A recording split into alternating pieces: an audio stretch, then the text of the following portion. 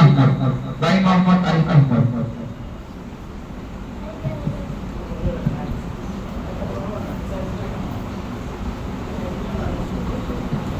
السلام عليكم ورحمة الله وبركاته.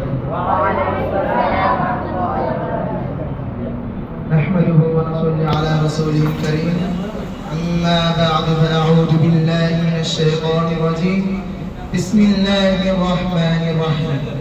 الله رب العالمين কাছে লক্ষ কোটি শুকরিয়া যে আল্লাহ পাক রব্বুল আলামিন আমাদেরকে দীর্ঘ এক মাস অপেক্ষার পর আজ মাসের শেষ সপ্তাহে উপস্থিত হবার সুযোগ দিয়েছেন।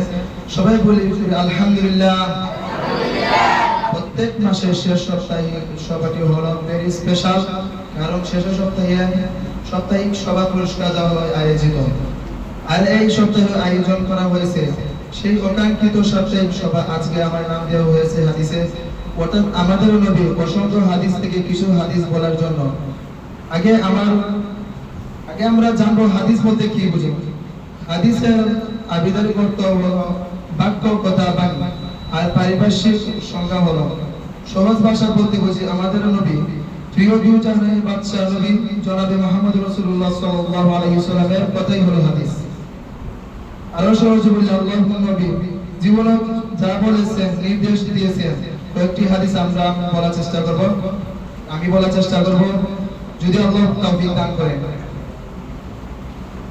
عن أبي الله عمرو رضي الله تعالى عنه أن رجلا سأل النبي صلى الله عليه وسلم أي الإسلام خير؟ قال نطعم الطعام ونقرأ السلام على من عرفت ومن لم نعرف।